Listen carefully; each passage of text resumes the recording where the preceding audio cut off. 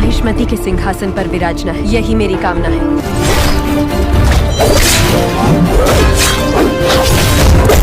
The most depressing moment in your 22 years of career? On the day of the release of Bahubali 1. So, Bahubali planning is very big. So we don't know where it's going to work. Maybe Tamil it will work, Malayalam will work, Hindi it will work, or it doesn't work in Hindi, it might work in Tamil. ለሶስት ዓመታት ያህል ሳያቋርጡ መስራታቸው 5000 የሚደርሱ ጁኒየር አርቲስቶችን ለ200 ቀን በተከታታይ ስራ ማሰራት፣ ለፊልሙም 20000 የሚደርሱ አዳዲስ መሳሪያዎችን ዲዛይን ከማድረግ ጀምሮ እስከ ማሰራትም ደርሰዋል። በዛ ላይ አዲስ ቋንቋ ፈጥረው የቋንቋውን ግራመር ሁሉ ለማዘጋጀት ሁሉ ተገደዋል። 180 ከሮርን በ24% ወለድ ተበድረው በህንድ ሲኒማ ታሪክ ለመጀመሪያ ጊዜ 85 ከሮር የሚያክል ትልቅ ገንዘብን ለቪኤፍኤክስ ብቻ ያወጡበትን መንገድ ከዚህ ሁሉ በኋላም ጁላይ 10 2015 ላይ ባሁበሊ ዘ ቢግኒንግ የተሰኘው ፊልም ለመጀመሪያ ጊዜ ለእይታ ሲበቃ የዛን ቀን በሌሊት ተነስተው ፕረባስና ኤስኤስ ራጃሞሊ ምን ተፈጥሯል የሚለውን ነገር በቃኙ ሰዓት ላይ ያጋጠማቸው ግን ስለ ፊልማቸው መጥፎ ነገር እየተወራ ነበር ማርኬቱ ላይ። Most depressing moment in your 22 years of career? On the day of the release of Bahubali 1, Telugu states, it had a very bad talk and people started talking it's one of the biggest disasters of film industry. ይህ ነገር በሰሙ ሰዓት ላይ ሁሉም የመሰላቸው ባሁበሊ ዘ ቢግኒንግ የተሰኘው ፊልም በህንድ ሲኒማ ታሪክ እጅግ በጣም የወደቀውና የከሰረው ዲዛስተር የሆነ ፊልም ይሆናል ብለው ጠብቀው ነበር። Little afternoon, evening, it was a very bad talk. And I said, ባሁበሊ በን ገያ ከዛን ግን ታሪኩ ይገለበጥና ወይም የተወራው ነገር ተገልብጦ ፊልሙን ፍለፕ መሆን አይደለም እንዲያውም በህንድ ሲኒማ ታሪክ እጅግ በጣም ከፍተኛ ገንዘብ ያስገባ በጣም የተወደደ ፊልም ሊሆን ቻለ። ፊልሙን በአስገራሚ ሁኔታ 115 ሚሊዮን ህዝብ በሰልፍ በጎርፍ መጥቶ ሊያዩ ቻለ። በጊዜው እንዲያውም ሲኒማ ቤቶች እንዳለ ተጣቦ እንደነበረ ተነግሯል።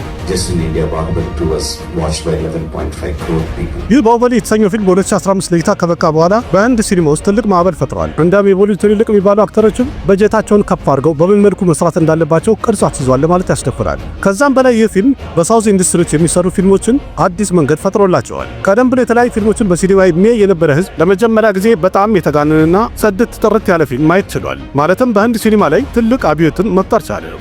ስለዚህ ለዛሬ በዚህ ቪዲዮ እንግዲህ ባሁበሊ የተሰኘው ፊልም በህንድ ሲኒማ ላይ ምን አይነት ለውጥ ፈጥሯል የሚለው እናያለን። ከዛ በተጨማሪም ከፊልሙ ጋር ብዙ ያልተነሱ ነገሮችን እያነሳን እንጫወታለን። ከነዛ መሃል ባሁበሊ ክፍል 1 እና ክፍል 2 ሲሰራ ምን ያህል ተቸግረው እንደሰሩትም እንደገና የቦሊውድ ያኛው አክተር ማን ነው ባሁበሊ እንዲሰራ ኤስኤስ ራጃሞሊ ጠይቆት ነበር የተባለው የትኛው አክትረስ ልጅ ከዚህ ፊልም ውስጥ የተቀደሰችው።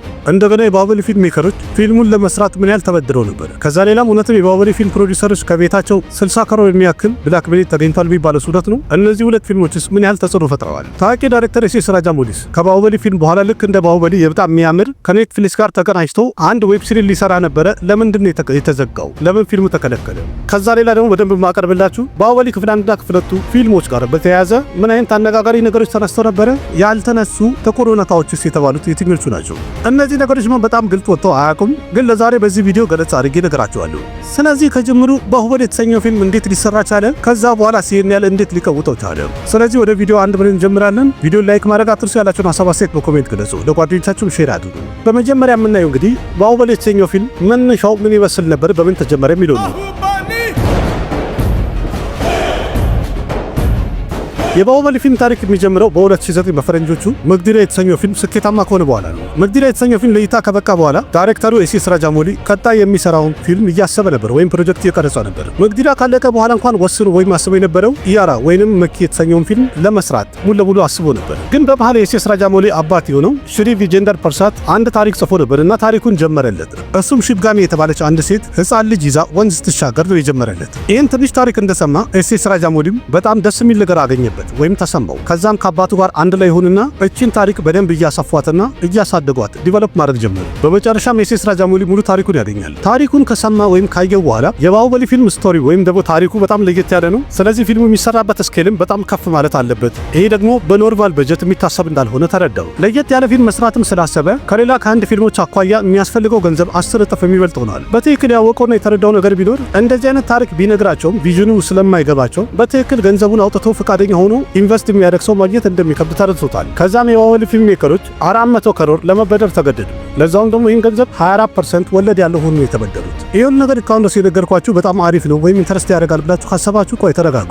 መጀመሪያ እንደው በጣም ከባድና አስቸጋሪ ነገር የነበረው ለባሁበሊ ፊልም ካስት መምረጡ ነበር። በእርግጥ ኤስ ራጃሞሊ ታሪኩን በሚጽፍና ዲቨሎፕ በሚያደርጉ ሰዓት ላይ ለዚህ ፊልም ፕረባስ በጣም ምርጥ ምርጫ እንደሆነ አውቆታል። የቦሊውድ አክተር ሪቲክ ሮሽንን ለዚህ ካራክተር ጠይቆታል የተባለው ውሸት ነው። ምንም የተረጋገጠ መረጃ የለውም። ከዚህ በፊትም አውርተናል። ስለዚህ ፕረባስን ይህን ፊልም እንዲሰራ ለጠየቀው ኤስ ራጃሞሊ ፕረባስን ፈቃደኛ ይሆናል። እንደሚታወቀው ባሁበሊን ከመስራቱ ቀደም ብሎ ኢንዱስትሪ ላይ ጥሩ ገቢ ያላቸው ፊልሞች ሰርቶ ነበር። ግን በቀጣይ የሰማው ባሁበሊን ለመስራት 5 ዓመት መስጠት አለበት ተባለ። እንደዛም ሆኖ ግን ገንዘብ የለም። ምክንያቱም የዚህ ፊልም ፕሮዳክሽኑ 80% ገንዘቡን የሚጨርስ ሲሆን 20% የሚያክለውን ደግሞ ካስት ኤንድ ክሩ የሚከፋፈሉት ነው ወይም የሚከፈላቸው ነው።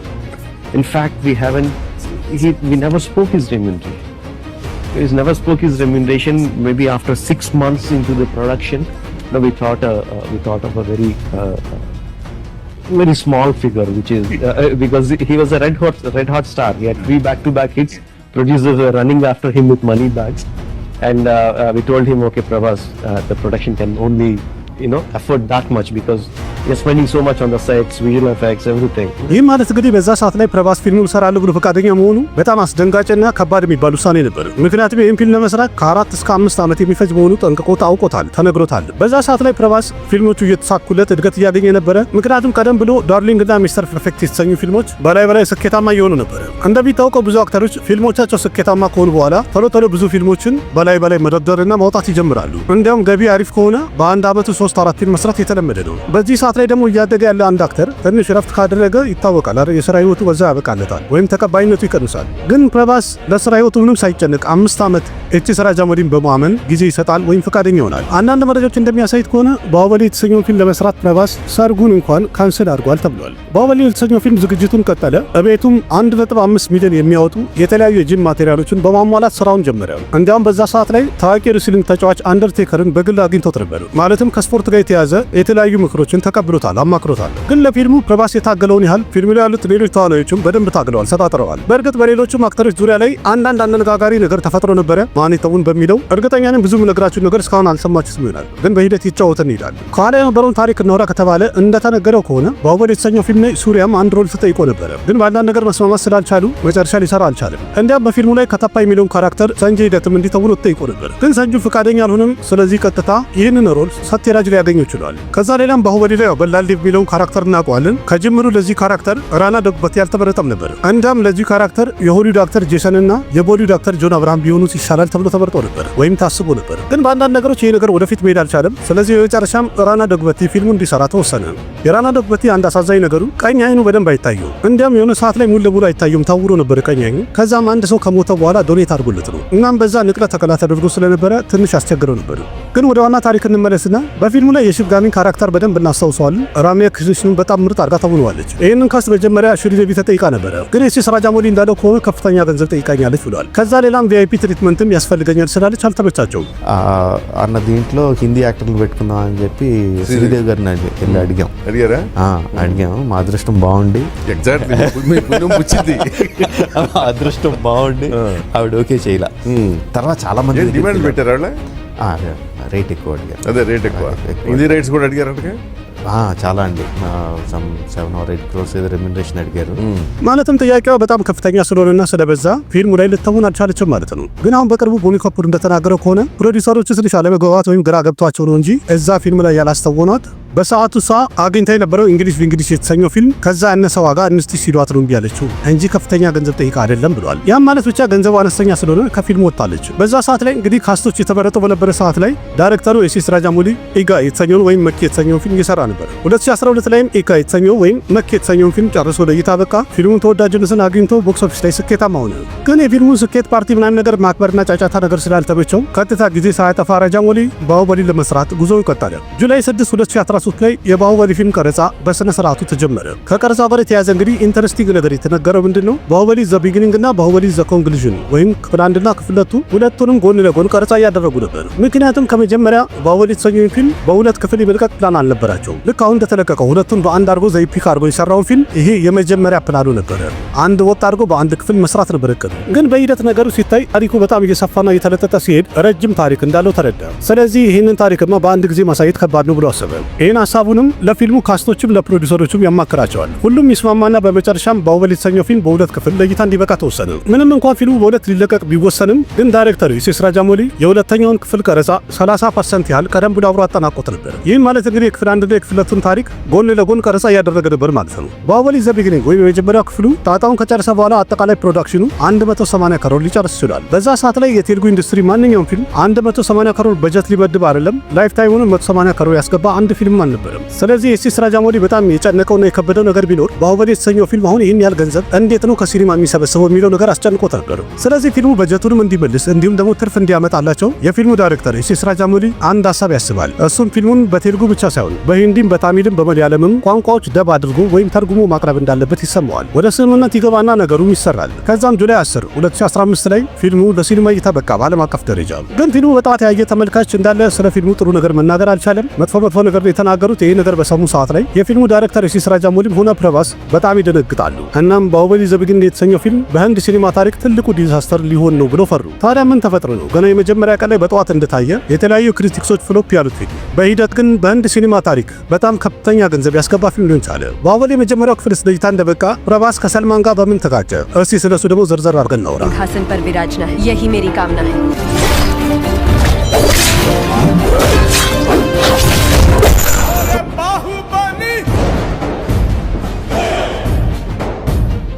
ቀድሜ እንደነገርኳችሁ ጁላይ 10 2015 ላይ ባሁበሊ ዘ ቢጊኒንግ የተሰኘው ፊልም ለእይታ ከበቃ ወይም ከተለቀቀ በኋላ በጠዋት የተሰማው ኔጌቲቭ ነገር ነበር ስለ ፊልሙ። ይህን ነገርም እንግዲህ የፈጠረው በህንድ ሲኒማ ታሪክ ምናልባት ለመጀመሪያ ጊዜ ነው የፊልሙ መጨረሻ ላይ አክተሩ የሚሞትበት ወይም የሚገደልበት። Telugu first day it was a very bad talk. They were expecting too much Rajamouli and me. Right. Suddenly Katappa comes and kills the hero. And they didn't like it.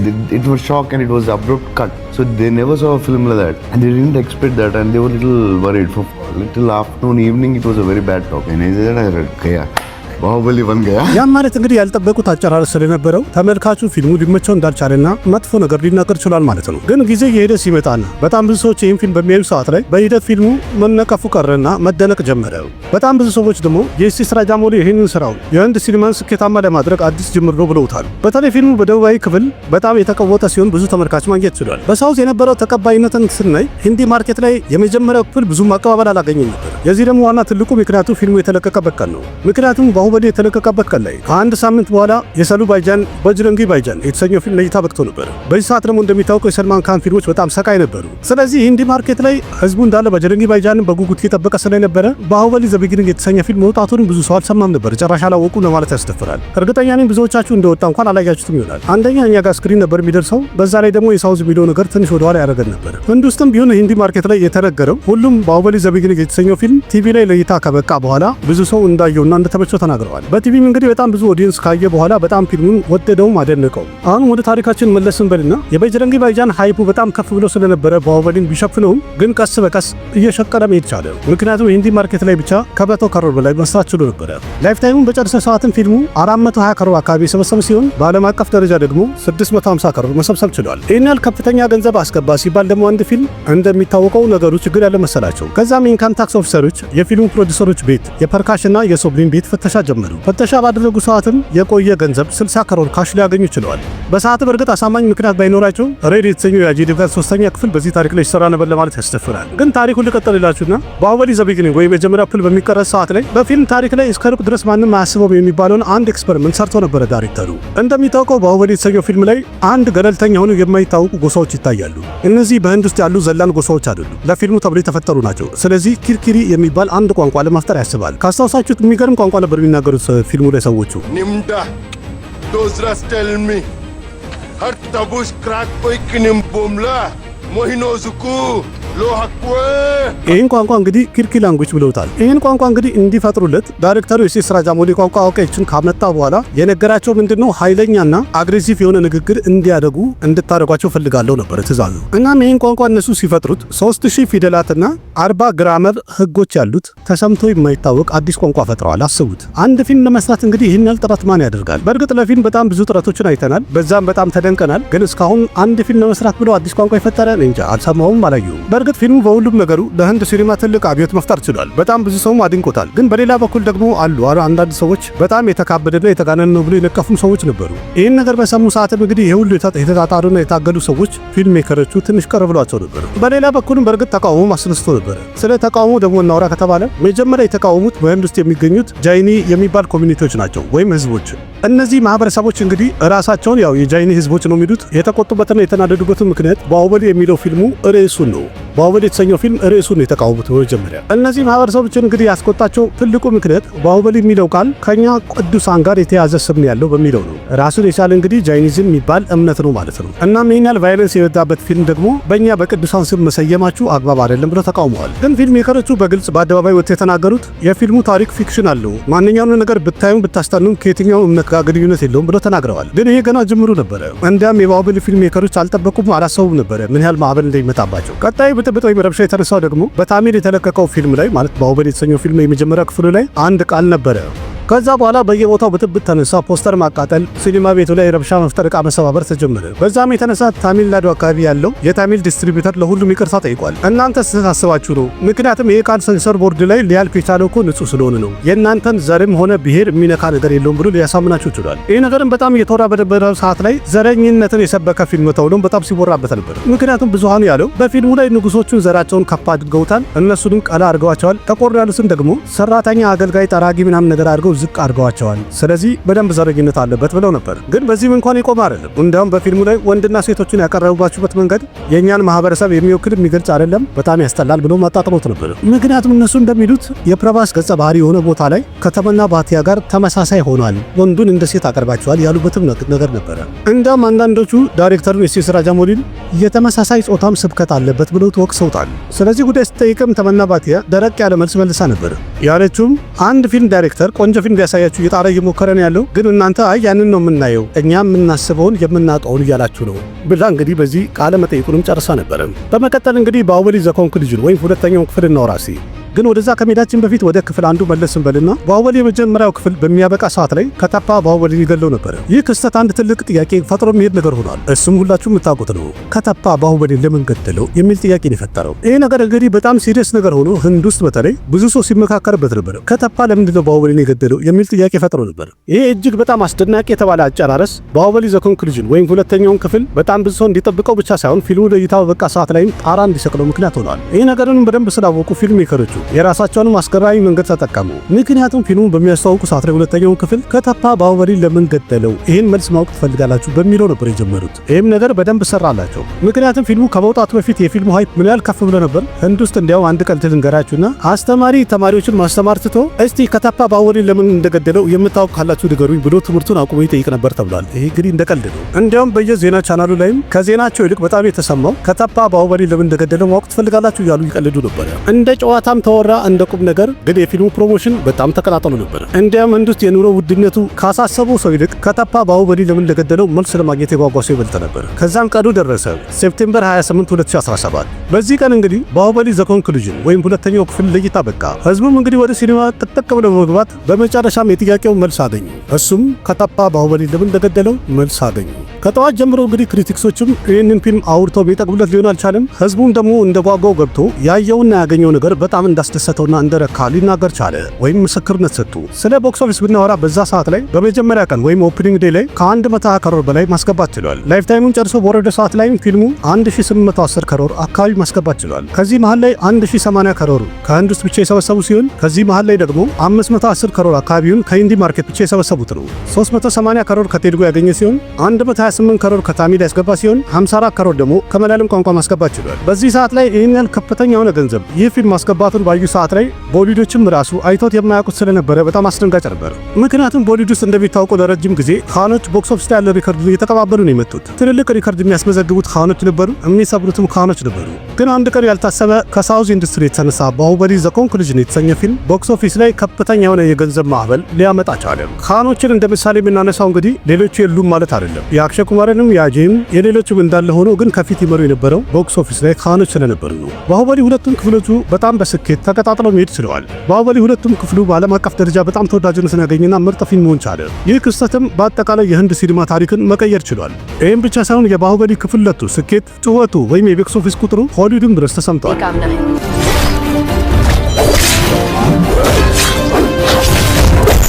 በመቀጠል እንግዲህ ከፊልሙ ስኬት በተጨማሪ ምን አይነት ተጽዕኖ ፈጥሯል የሚሉን ደግሞ ዘርዘር አድርጌ ላስረዳችሁ። ከዛ ሌላም ልክ እንደ ባሁበሊ ቆንጆ ይሆናል የተባለ እንደ ጌም ኦፍ ትሮን ተወዳጅ ይሆናል የተባለ ኔትፍሊክስ ላይ ይሰራል የተባለ ዌብ ሲሪዝ ለምን ሳይሰራ ቀረ? ፊልሙ ለምን ሼልፍ ተደረገ የሚለውንም እናያለን። የባሁበሊ ፊልም በህንድ ውስጥ ምን ለውጥ ፈጥሯል የሚለውን ስናይ ይህ ፊልም ለእይታ ከበቃ በኋላ ሁለቱም ክፍሉ ማለት ይቻላል እና ስኬቱ ከታየ በኋላ የህንድ ሲኒማ ለሁለት ሊከፈል ችሏል። አንደኛው ከባሁበሊ በፊት የነበረው የህንድ ሲኒማ እና ከባሁበሊ በኋላ ያለ የህንድ ሲኒማ የሚል ሁለት ክፍሎችን መፍጠር ቻለ። ከባሁበሊ በፊት የነበረ የህንድ ሲኒማ ብለን እናወራ ብንል ምንም የተለየ ነገር አልነበረም። የሚታወቅም የሚጠራም ነገር የለም። በቃ የህንድ ሲኒማ ነው፣ የህንድ ሲኒማ አንድ ነበር። ምክንያቱም በሰዓቱ የነበረው ቦሊውድ ነበር። ግን ባሁበሊ ለእይታ ከበቃ በኋላ ተመልካቹ እንዳለ የሳውዝ ሲኒማ ምንነቱን ለማወቅ ፍላጎቱ እየጨመረና መሰርሰር ተጀመረ። የዚህ ፊልም ስኬት የቴሉጉ ኢንዱስትሪ ብቻ ሳይሆን ከቦሊውድ ጋር እኩል አምጥ ያቆመው እንዲያውም የመለያለምና የታሚል ቋንቋ የሚሰራባቸው ኢንዱስትሪዎችም በተዘዋዋሪ በባሁበሊ የተነሳ በጣም ትልቅ ጥቅም ማግኘት ችለዋል፣ ተጠቃሚ ሆነዋል። ምክንያቱም ባሁበሊ የተሰኘው ፊልም ለእይታ ከበቃ በኋላ ከነድን ጨምሮ በፓን ኢንዲያ የሚለቀቁ ፊልሞች ጫናቸው እየበዛ መጥቷል። ምክንያቱም የባሁበሊ የስኬቱ ሚስጥር በብዙ ቋንቋዎች መለቀቁ ነው ብሎ ስላመኑ እነዚህ የተለያዩ ቀሪዎቹ አራት ኢንዱስትሪዎችም ፊልሞቻቸው በፓን ኢንዲያ በአራት ቋንቋ ደብ ያደረጉ መልቀቅ ጀመሩ። ምሳሌ ባሁበሊ ክፍል 2 ለእይታ ከበቃ በኋላ በቀጣይ ዓመት 2.0 እና KGF የመሳሰሉ ፊልሞች በፓን ኢንዲያ ለእይታ በቅተው ጥሩ ገንዘብ ሰብስበዋል። ከዛ በኋላ በቃ ይሄ ነገር ማዕበል ሆነ፣ ወይም እንደ ፋሽን በየዓመቱ በደርዘን የሚቆጠሩ ፓን ኢንዲያ የሆኑ ፊልሞችን ማየት ጀመርን። ይህም ማለት የባሁበሊ ፊልም ስኬት በህንድ ሲኒማ ታሪክ ውስጥ አንድ ፊልምን በብዙ ቋንቋ የመልቀቅ አዲስ ትሬንድ አቀጣጥሎ ቀጥሏል ማለት ነው። ቢሆንም ባሁበሊ የተሰኘው ፊልም ግን ክሬዙ ወይም ተቀባይነቱ በህንድ ብቻ የተወሰነ አልነበረም። ከህንድ ውጭም እንግሊዝ፣ ቻይና፣ ሲንጋፖር፣ አሜሪካ፣ ካናዳ የመሳሰሉ ሀገራት ውስጥ ፊልሙ ከፍተኛ አቀባበልን ማግኘት ችሎ ነበር። በእነዚህ ሁሉ ሀገራት ውስጥ ባሁበሊ የተሰኘው ፊልም በጣም አቀባበል አግኝቶ እንደነበረ መቼስ ይታወቃል። እንዲያም ዶክተር ስትሬንጅ የመሰሉ ፊልሞች ዳይሬክት ያደረገው የሆሊውድ ዳይሬክተር በአንድ ኢንተርቪው ባሁበሊ የተሰኘውን ፊልም በጣም ሲያደንቀው ተሰምቷል። ምክንያቱም በዚህ ደረጃ ከፍተኛ አቀባበል ያገኘ የሆሊውድ ፊልም እኔ ከተባለ እነሱም ደግሞ በኮሚክ ቡክ ላይ መሰረት ያደረጉ ሱፐር ሂሮ ሙቪያቸው ነው። ባሁበሊም ስኬታማ ከሆነ በኋላ ሁለት አኒሜትድ ሙቪዎች ተሰርተው ለእይታ በቅተዋል። አንደኛው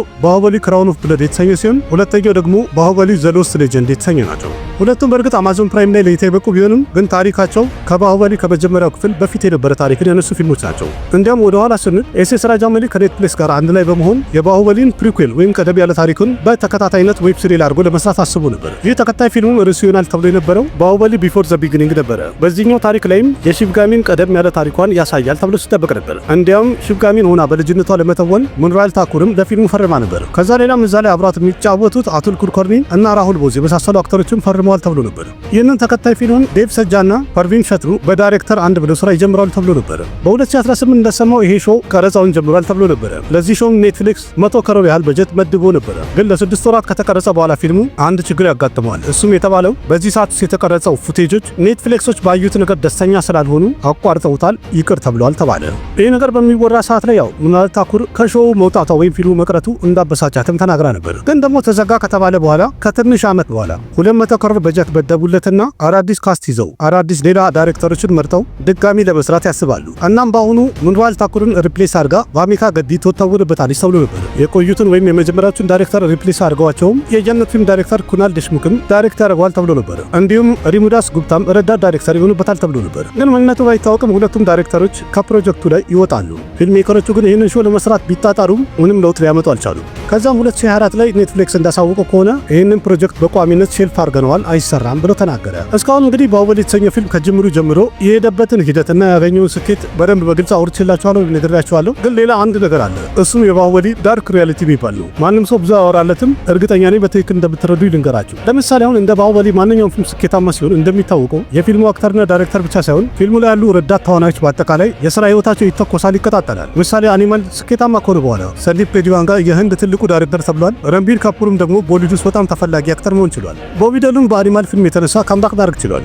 ረሽሚካ መንዳናም ቢሆን ከአኒማል በኋላ በጣም ብዙ ስራዎችን አግኝታለች። ሌላው ቀርቶ ትሪምቲ ድምሪም ከአኒማል ፊልም በኋላ ምን ያህል ፊልም እንደሰራች ሁላችሁ ብታውቁት ነው። ማአት ለዛው ከነዚህ ሌላም ሶረብ ሰች ዴቫና ኦፔንደር ሊኒ የመሳሰሉ አክተሮች እንኳን አኒማል ላይ ነበሩ። አሪፍ የሚባል ግን ትንንሽ ሮል ነበር የተወኑት በዚህ ፊልም ላይ። እነሱም ከአኒማል በኋላ በደርዘን የሚቆጠር ፊልም ላይ አይተናቸዋል። ግን ባሁበሊ ሁለቱም ክፍሎቹ ስኬታማ ከሆኑ በኋላ እንደዚህ አይነት ነገር ምንም ልናይ አልቻለም። በእርግጥ ባሁበሊ የተሰኘው ፊልም ለእይታ ከበቃ በኋላ ዳይሬክተሩ ኤስ.ኤስ ራጃሞሊ የህንድ ቁጥር 1 ምርጡ ዳይሬክተር ተብሏል፣ ተመስክሮለታል። ፕረባስም ቢሆን በጣም ምርጥ አክተር መሆኑን አረጋግጧል። ተረግጧል ወይም ታይቶበታል። ግን ፊልሙ ላይ የነበሩ ሌሎች ተዋናዮች ብናያቸው እርግጠኛ ላይ ስንት ፊልም ላይ ተናቸዋል። ምሳሌ እንኳን ከፊት የነበረው ራና ደጉበቲ በላል ዴቭን ሆኖ የተወነው ሁለቱም ክፍሎቹ ላይ በብቃት ተጫውተው ፊልሙ በጣም ስኬታማ ሆኖ ግን ከባሁበሊ ፊልም በኋላ አንዳንድ ፊልሞች ላይ ሰፖርቲንግ ሮል ትንንሽ ቦታ ነው የሰጡት። እንዲያውም ከሱም እንኳን አለፍ ብለን ስናይ ባሁበሊ የተሰኘው ፊልም ላይ በጣም ምርጥ ቦታ ነበር የተጫወተችው። ምርጥ ትወናውን ማሳይታ ነበረ። ግን የሥራ ህይወቷ ከፍ እያለ መሄድ አለበት በሚባልበት ሰዓት ላይ እንዲያውም በጣም ታች ወርዷል ማለት ይቻላል። ምክንያቱም በአሁኑ ሰዓት ላይ እንደሚታወቀው የተለያዩ አይተም ሰንጎች ላይ ነው ያስገቧት ያሉት። ከዛም በላይ ደግሞ አኑሽካ ሼቲንም ብናየት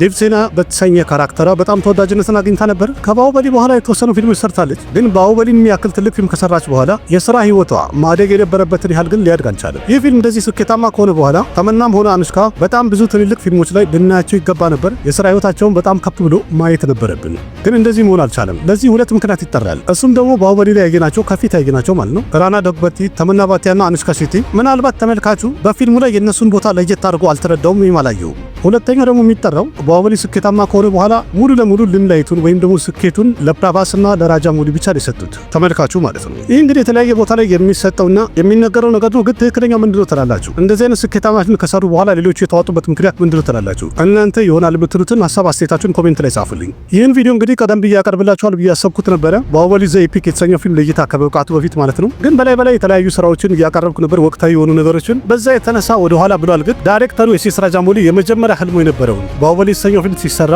አንድ ክፍል አድርጎ ማቅረብ ይፈልግ እንደነበር ቀድሜ ነግሬያችኋለሁ። ስለዚህ አሁን ሁለቱንም ክፍል መርጅ አድርጎ ወይም አንድ ላይ የሚወጣውን አስወጥቶ የሚገባውንም ደግሞ ካስገባ በኋላ አንድ ፊልም አድርጎ ለእይታ አብቅቶታል። ፊልሙን በአሁኑ ሰዓት ላይ ቦክስ ኦፊስ ላይ ቆንጆ ገንዘብ እያስገባ እንዳለ እየተነገረ ነው ያለው። ኢቭን ኦፕኒንግ ዴይ ላይ ከ10 ከሮር በላይ እንዳስገባ ተነግሯል። ኢቭን አዳዲስ ከሚወጡ ፊልሞች የበለጠ እንደሰራ እየተነገረና እየተደነቀ ያለበት ሁኔታ ነው ያለው። እንደገና ደግሞ ያላየውም ሰው ሆነ ያየውም ሰው በድጋሚ ፊልሙን ለማየት ወደ ሲኒማ እየሄደና ጥሩ አቀባበል እንዳገኘ እየተነገረ ነው ያለው። እሱን ቦክስ ኦፊስ ሪፖርት ላይ በደንብ ዘርዘር አድርጌ ያቀርብላችኋለሁ። ለማንኛውም እንዴት ነበር? ተመቻችሁ? የዛሬ ቪዲዮ እንዴት ነበር? ተመቻችሁ? አሪፍ ነው? ያላችሁን ሐሳብ አስተያየት ኮሜንት ላይ ጻፉልኝ። ለጓደኞቻችሁ ሼር አድርጉ። ለቤቱ አዲስ ሆናችሁ ደግሞ ሰብስክራይብ በማድረግ ቤተሰብ ሁኑ። ከአንድ ሲኒማ ጋር የተያዙ በጣም ብዙ መረጃዎችን በዚህ ዩቲዩብ ቻናል አንዳንድ እያልን እንጨዋወታለን። አቅራቢያችሁ ቃሲም መካ ነበርኩኝ። በሌላ ቪዲዮ በድጋሚ እስከምንገናኝ ደህና ሁኑ። ባባይ ना जाने कैसा एहसास है बुझती नहीं है क्या प्यास है क्या नशा इस प्यार का मुझ पे सनम छाने लगा कोई न जाने क्यों चैन होता है क्या करूँ कुछ होता है क्या करूँ हाय कुछ होता है।